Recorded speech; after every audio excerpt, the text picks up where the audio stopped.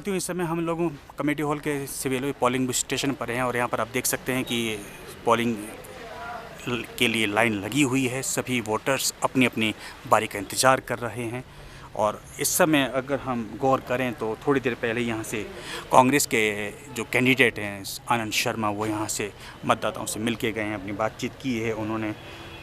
और सुधीर शर्मा भी उससे पहले होके जा चुके हैं और बताएं कि इस समय काफ़ी तेज़ धूप है और करीब 11 बजने को आ रहे हैं। वोटिंग लगातार जारी है।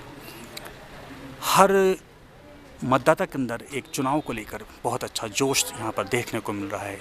और सबसे अच्छी बात यहाँ पर जो नज़र आ रही है हिमाचल प्रदेश के धर्मशाला स्टेशन में कि जो युवा वोटर्स है वो बहुत ज़्यादा जागरूक होकर वोटिंग कर रहा है। सरकार बढ़नी चाहिए, विकासशील और धर्मशाला को उन्नति पर लेके जाए, हम उसी को वोट जी, और साथ में देश को आगे ले। और ईमानदार बंदा, बेईमानी ना।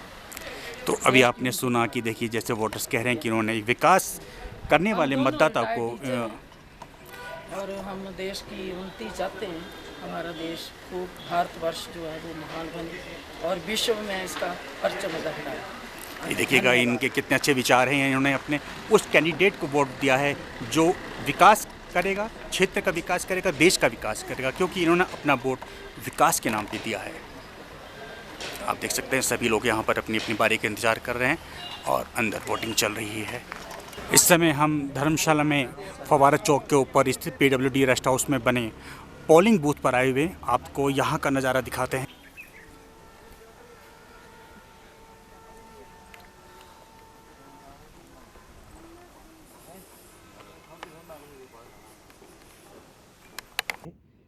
आप कहाँ से आए हैं? आप यहाँ डुमरी से सोच कर डाला अपने देश के लिए डाला। हाँ जी। अभी करीब 15 महीने पहले भी आपने वोट डाला था और 15 महीने बाद फिर दोबारा आपने अपने वोट डाला है। हाँ तो जी। क्या महसूस कर रहे हैं आप? हम तो ये महसूस कर रहे हैं कि हमारा हिमाचल का कोई अच्छा काम करे और हमारा रोड वगैरह बने और बाकी तो हमने खुद खाना कमाना तो अपने हाथ से और हमारा रोड के लिए अच्छा होना चाहिए। और सबसे अच्छी बात है कि युवा में आज बहुत ज़्यादा जोश देखने को मिल रहा है। जो पहली बार कर रहे हैं उनमें भी और जो सेकंड थर्ड बार कर रहे हैं उनमें भी, तो कहीं ना कहीं ये व्यवस्था परिवर्तन दिख रहा है। और जो व्यवस्था परिवर्तन होने जा रहा है बहुत बढ़िया। लोगों में, बच्चों में इतनी जागरूकता है कि वो हर पहलू को देखते हुए वोट कर रहे हैं। प्रकार से राजनीति के अंदर गर्मी है, उसी प्रकार से मौसम के अंदर भी गर्मी है, उसको लेकर आप क्या कहना चाहेंगे? नहीं, देखिए व्यवस्था ठीक है, पानी की शवील बाहर लगी हुई है, पानी मिल रहा है लोगों को, लेकिन थोड़ा सा मशीन में गड़बड़ी हो गई थी, उसके कारण लाइनें लग रही हैं। अदरवाइज़ अगर 8 नंबर बूथ देखें तो वो बिल्कुल क्लियर है, 7-7 लोग वोट कास्ट कर रहे हैं, 7 में वापस जा रहे हैं। लेकिन 12 नंबर बूथ में थोड़ी सी लाइन लगी हुई है, उसमें थोड़ी तकनीकी कारण, खराबी के कारण थोड़ा सा प्रॉब्लम है उसमें।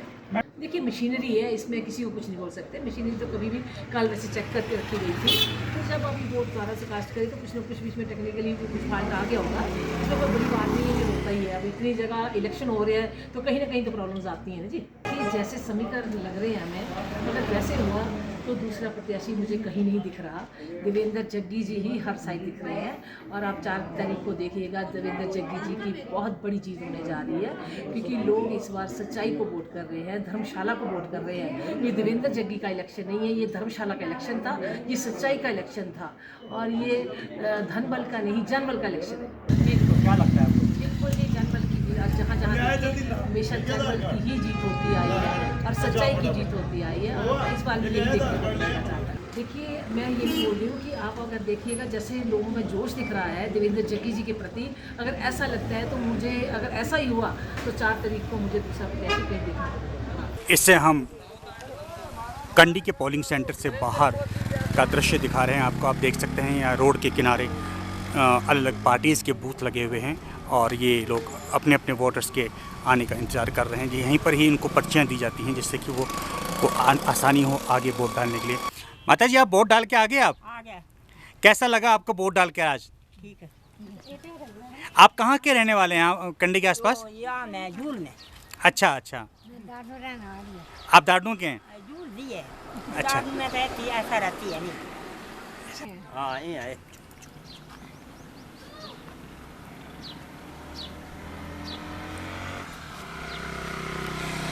अब आप देख सकते हैं और हम आपको ये बताना चाहेंगे कि जिस प्रकार से आज जो मतदान हो रहा है हिमाचल प्रदेश में लोकसभा के अंतिम चरण का और विधानसभा के उपचुनाव हो रहा है, यहाँ पर जिस प्रकार से युवाओं में जो जोश है उसी प्रकार का जोश इन सीनियर सिटीजन जो वोटर्स है इनके अंदर दिखाई दे रहा है। आप +2 हैं, तो आपने जो आज वोट डाला है आपने क्या सोच के डाला है?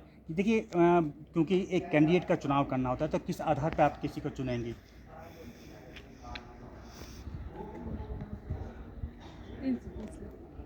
देखिए शायद ये कुछ शर्मा रही हैं, झिझक है इनके अंदर, हेजिटेशन है, बहुत ज़्यादा बोल नहीं पा रही हैं। चलिए हम इनके साथ जो आई हैं महिला उनसे बात करना चाहेंगे कि इन्होंने अपना वोट डाला होगा। सबसे बड़ी बात तो चुनाव क्या होता है, हमारा एक मत है हमारा, क्योंकि देश के लिए हम योगदान सिर्फ साल में 5 साल में एक बार या 2 साल 3 साल में एक बार ही देते हैं। तो हमारा चुनाव हमारे लिए यही पार्टीज़ वगैरह थोड़ा कुछ प्रॉब्लम्स हो गई उनको, कोई उन्हें जिस प्रकार से जैसे सीट होती है वैसे शायद उम्मीदवार नहीं होती, तो हम उसी को ये दे सकते हैं ना कि वो हमारे लिए सारे कार्य कर सकें, हमारे लिए अवेलेबल हों। शायद इस टाइम जो हमने चुना शायद हमारे लिए अवेलेबल हो, हमारी हेल्प करें, क्योंकि वोट हमारा यही है ना कि हमारा मोटिव यही होता है कि वो हमारे हर कार्य में क्षेत्र में हमें क्या बोलते हैं योगदान दे हर फील्ड में, इसलिए सही आई थिंक। मैं यही खनियारा से हूँ और ये मेरा पहला वोट था जी।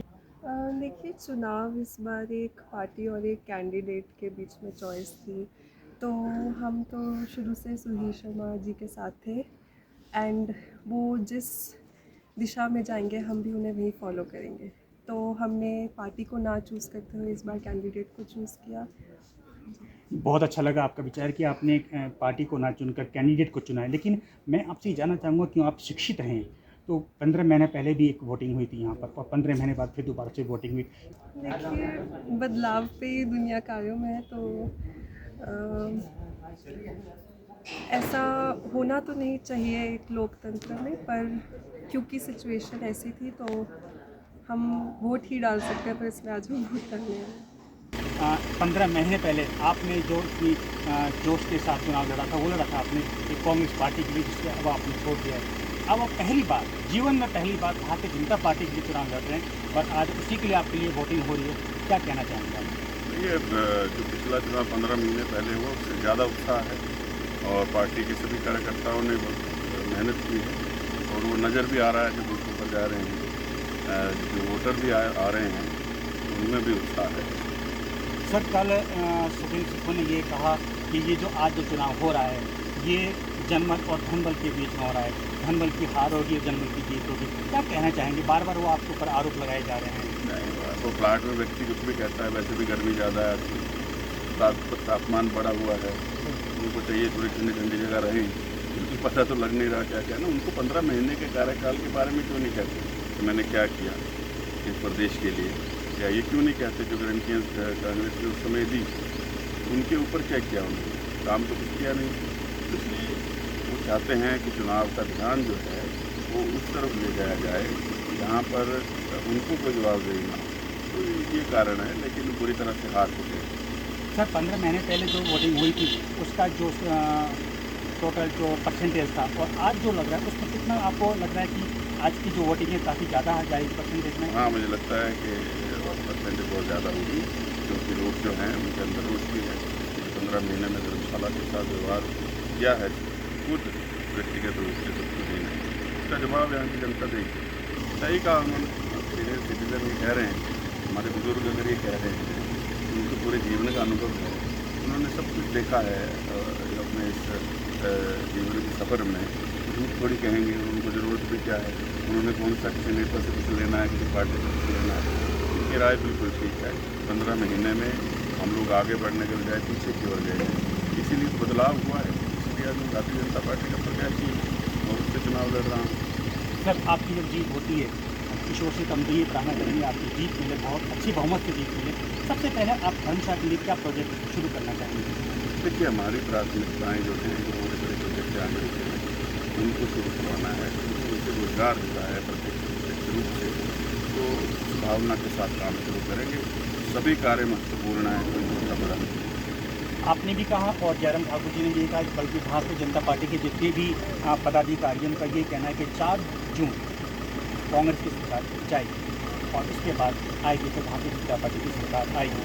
तो जब अगर भारतीय जनता पार्टी की सरकार आती है प्रदेश के अंदर, तो क्या आपको ये उम्मीद है, क्या आपके अंदर ये आशा है, क्या आपको ऐसा कोई आभास लगता है कि आपको क्या कैबिनेट का रैंक मिलेगा या नहीं मिलेगा? अगर नहीं मिलता है तो क्या आप फिर भी उसी जिम्मेदारी के साथ इस पार्टी के साथ जुड़े रहेंगे, अपना कर्तव्य निभाएंगे?